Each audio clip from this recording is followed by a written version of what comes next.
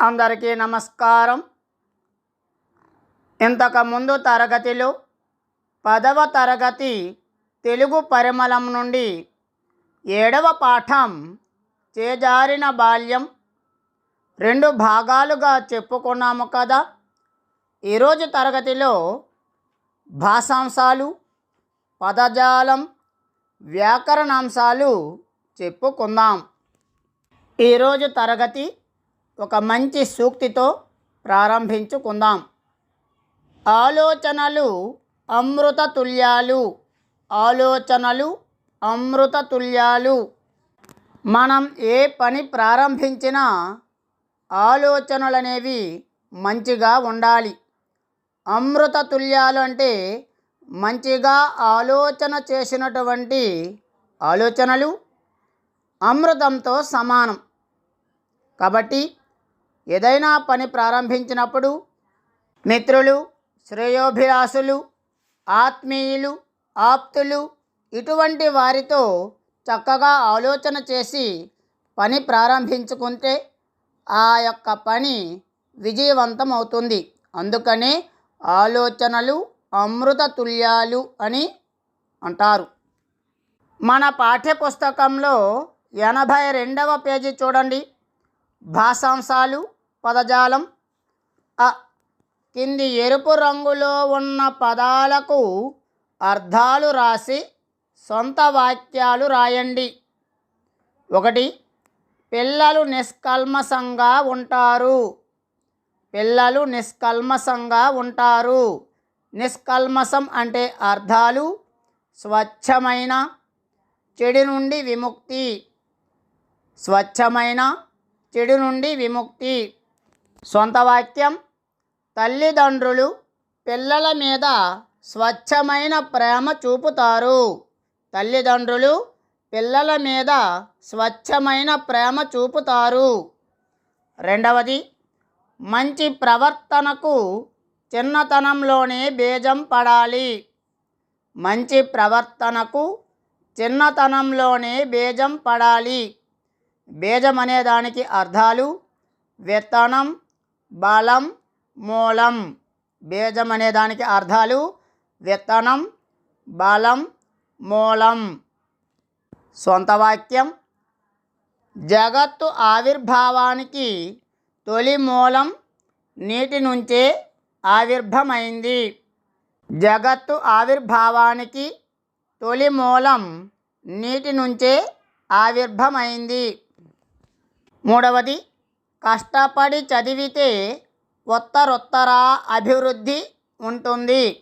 ఉత్తరోత్తర అంటే ఇక మీద, రాబోయే కాలం, ముందు ముందు. ఉత్తరోత్తర అంటే ఇక మీద, రాబోయే కాలం, ముందు ముందు. సొంత వాక్యం: కష్టపడి చదివితే రాబోయే కాలంలో అభివృద్ధి ఉంటుంది. చూడండి. ఇచ్చిన పదాలకు కింది వాక్యాలలో పర్యాయ పదాలను గుర్తించి రాయండి. ఇచ్చిన పదాలకు కింది వాక్యాలలో పర్యాయ పదాలను గుర్తించి రాయండి. ఏడాది, హృదయం, వర్షం, ఈప్సితము. 1. ఒక అబ్దం వర్షాలు పడితే మరో సంవత్సరం వర్షాలు తగ్గుతాయి. ఒక అబ్దం వర్షాలు పడితే మరో సంవత్సరం వర్షాలు తగ్గుతాయి. దీనిలో పర్యాయ పదాలు అబ్దం, సంవత్సరం. దీనిలో పర్యాయ పదాలు అబ్దం, సంవత్సరం. ఆ పక్కన రాసుకోండి లేదా ఆ పదాల కింద గీత గీయండి. 2. డెందమునకు శాంతి అవసరం. అప్పుడు ఎదకి హాయిగా ఉంటుంది. డెందమునకు శాంతి అవసరం. అప్పుడు ఎదకి హాయిగా ఉంటుంది. ఇందులో పర్యాయ పదాలు డెందము, యద. డెందము, యద అక్కడ రాసుకోండి. 3.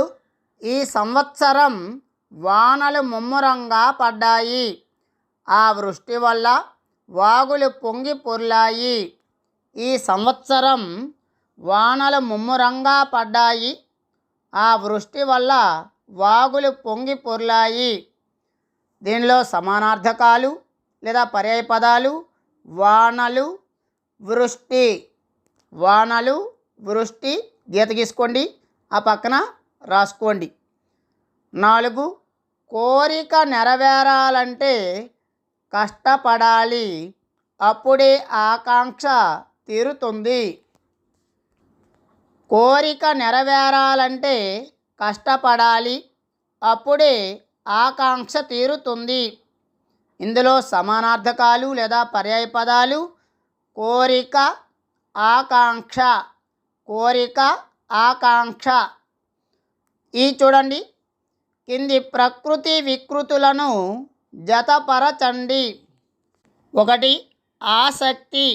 ఆసక్తి వికృతి చూడండి, ఆసక్తి. ఆసక్తి, ఆసక్తి, అక్కడ రాయండి. 2 తంత్రం. తంత్రం అనే దానికి వికృతి తంతు, ఇక్కడ రాయండి. 3 చిత్రం. చిత్రం అనే దానికి వికృతి చిత్తరువు. చూడండి, చిత్తరువు, ఇక్కడ రాయండి. 4 ఖండం.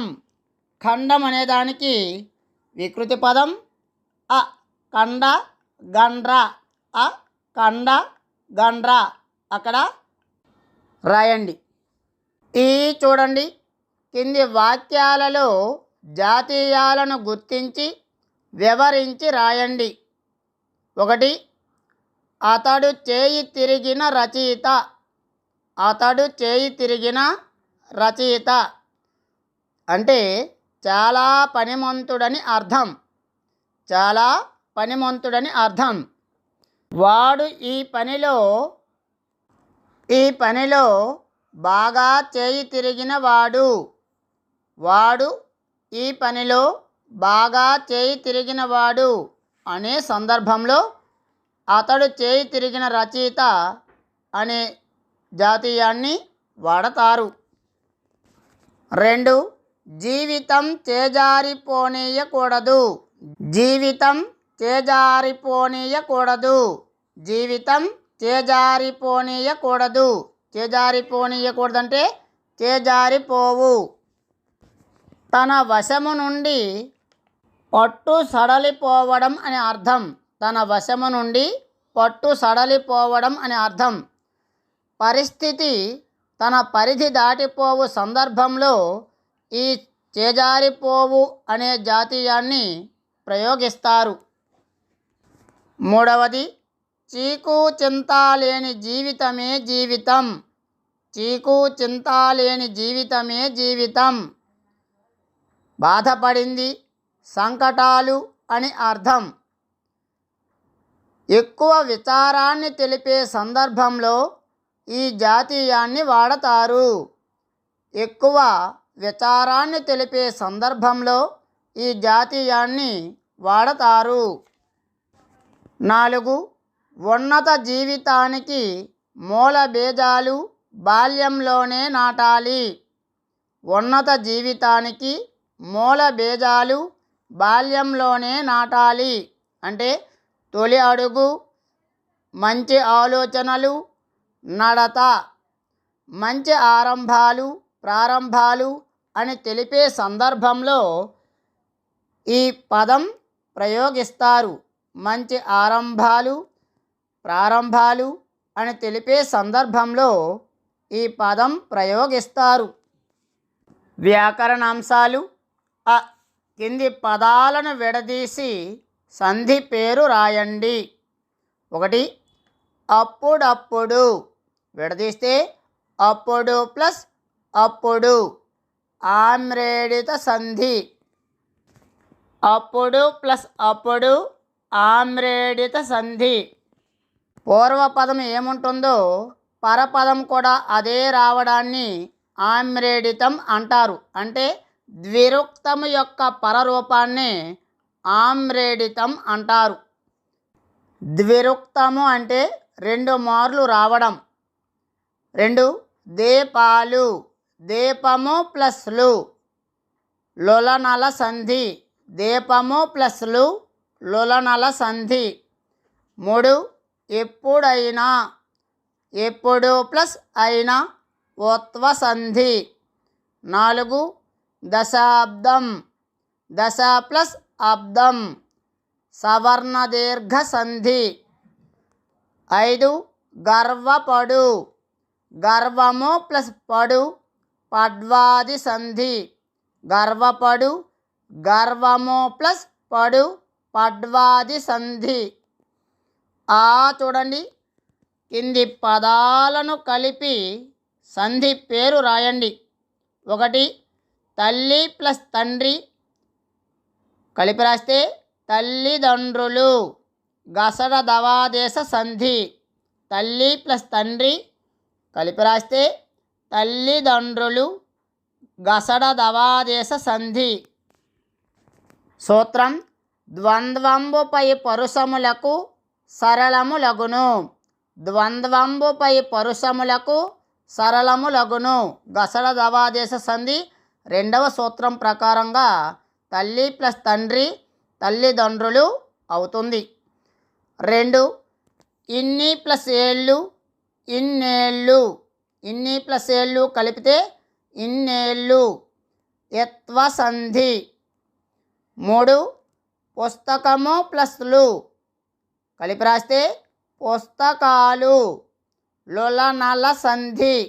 పుస్తకము ప్లస్లు పుస్తకాలు కలిపి రాస్తే లులనల సంధి. 4 చిన్న ప్లస్ అప్పుడు చిన్నప్పుడు అత్వ సంధి. చిన్న ప్లస్ అప్పుడు కలిపి రాస్తే చిన్నప్పుడు అత్వ సంధి. 5 సాహిత్య ప్లస్ అభిమానం సాహిత్యాభిమానం సవర్ణ దీర్ఘ సంధి. సాహిత్య ప్లస్ అభిమానం కలిపి రాస్తే సాహిత్యాభిమానం సవర్ణ దీర్ఘ సంధి. చూడండి, కింది సమాస పదాలకు విగ్రహవాక్యాలు రాసి సమాసం పేర్లు రాయండి. 1 సాహిత్యాభిరుచి. విగ్రహవాక్యం సాహిత్యమునందు అభిరుచి. సప్తమి తత్పురుష సమాసం. 2 చేతిరాత, చేతితో రాత. చేతిరాత విగ్రహవాక్యం చేతితో రాత తృతీయ తత్పురుష సమాసం. 3 నిష్కల్మషము. నిష్కల్మషము విగ్రహవాక్యం కల్మషము లేనిది. కల్మషము లేనిది నన్ తత్పురుష. నన్ తత్పురుష సమాసం. దీనిని నయీ తత్పురుష సమాసం అని కూడా అంటారు. ఆలు పూర్వ పదముగా కలిగి వ్యతిరేకార్థం ప్రాధాన్యముగా కలిగిన సమాసం నన్ తత్పురుష సమాసము అని అంటారు. 4 నాలుగు దిక్కులు. 4 అను సంఖ్య గల దిక్కులు ద్విగు సమాసం. చూడండి, కింది విగ్రహ వాక్యాలను సమాస పదాలుగా మార్చి సమాసం పేర్లు రాయండి. 1 చిన్నదైన పిల్ల. చిన్నదైన పిల్ల సమాస పదం చిన్న పిల్ల. విశేషణ పూర్వపద కర్మధారయ సమాసం. 2 బద్ధం కానిది. సమాస పదం అబద్ధం. నన్ తత్పురుష సమాసం. 3 శక్తి మరియు సామర్థ్యము. సమాస పదంగా కూర్చితే శక్తి సామర్థ్యాలు ద్వంద్వ సమాసం. 4 మాయకము కానిది. సమాస పదం అమాయకము. నన్ తత్పురుష సమాసం. మాయకము కానిది సమాస పదం అమాయకము. నన్ తత్పురుష సమాసం. 5 బాల్యమునందలి మిత్రులు. సమాస పదం బాల్యమిత్రులు. సప్తమి తత్పురుష సమాసం. చూడండి, ప్రత్యక్ష పరోక్ష వాక్యాలు. ప్రత్యక్ష కథనాన్ని ఇంగ్లీష్లో డైరెక్ట్ స్పీచ్ అంటారు. పరోక్ష కథనాన్ని ఇండైరెక్ట్ స్పీచ్ అని అంటారు. నువ్వింకా చిన్నపిల్లవాడివి అని నాన్న అన్నాడు. నువ్వింకా చిన్నపిల్లవాడివని నాన్న అన్నాడు. ప్రత్యక్ష కథనంలో ఉద్ధరణ చిహ్నాలు ఉంటాయి. పరోక్ష కథనంలో ఉద్ధరణ చిహ్నాలు ఉండవు. నువ్వింకా చిన్నపిల్లవాడివి అని నాన్న అన్నాడు. ఉద్ధరణ చిహ్నాలు ఉన్నాయి కదా. నువ్వింకా చిన్నపిల్లవాడివని నాన్న అన్నాడు. ఈ రెండింటిని అనుకరణ లేక అనుకృతి వాక్యాలు అంటారు. రెండు వాక్యాలలోనూ తేడా ఉంది. మొదటి వాక్యంలో మరొకరు చెప్పిన వాక్యాన్ని యథాతథంగా అనుకరించడం ఉంది. రెండవ వాక్యంలో విషయాన్ని లేదా అభిప్రాయాన్ని మాత్రమే అనుకరించడం ఉంది.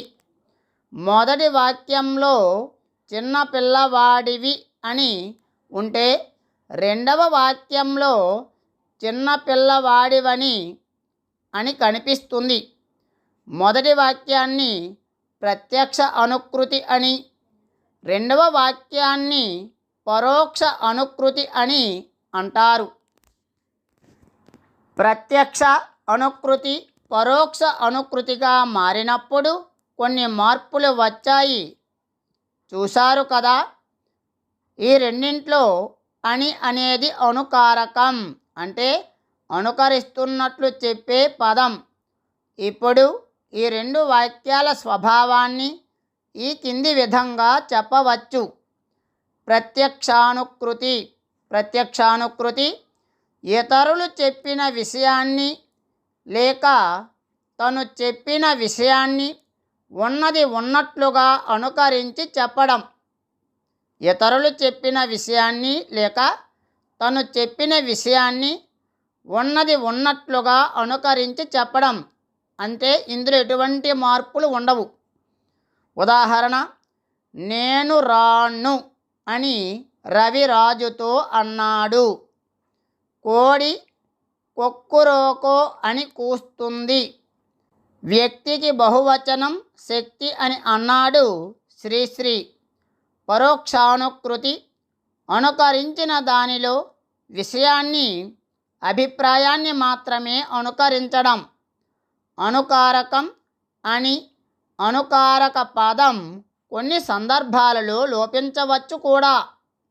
ఉదాహరణ, వ్యక్తికి బహువచనం శక్తి అని అన్నాడు శ్రీశ్రీ. 2, నీవు ఎక్కదలచిన ట్రైను జీవితకాలం లేటని ఆరుద్ర అన్నాడు. 3, తాను రానని రవి రాజుతో అన్నాడు. 4, కోడి కొక్కురోకోమని కూస్తుంది. ప్రాజెక్టు పని. ప్రముఖుల ఆత్మకథలు, జీవిత చరిత్రలు చదివి వాటిలో వారి బాల్య జీవిత ఘట్టాలను సేకరించండి. పాఠాంత పద్యం. కందపద్యం. ఈ పద్యాన్ని రచించిన వారు బొద్దులూరు నారాయణరావు. ఈ పద్యాన్ని రచించిన వారు బొద్దులూరు నారాయణరావు. జారిపోయిన ప్రతి నిమేషము గోడా బ్రతుకునందు భాగం పంచుకొనును. దీపమున్నప్పుడే ఇల్లు దిద్దుకొంచు మించిపోనీరు సమయం మంచివారు.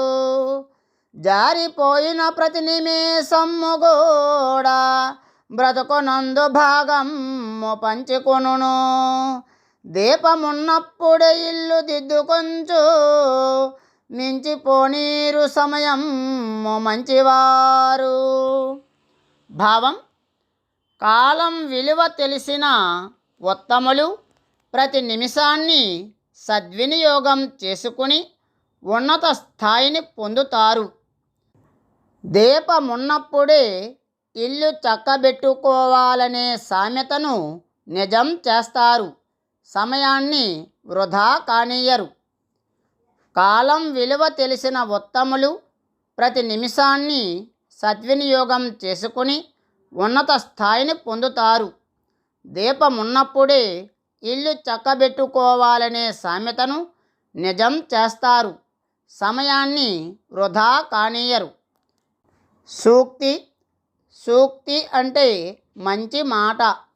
మనకు లభించే చిన్న అవకాశాలే భవిష్యత్తులో ఉన్నత శిఖరాల్ని చేరుస్తాయి. మనకు లభించే చిన్న అవకాశాలే భవిష్యత్తులో ఉన్నత శిఖరాల్ని చేరుస్తాయి. Benjamin Franklin.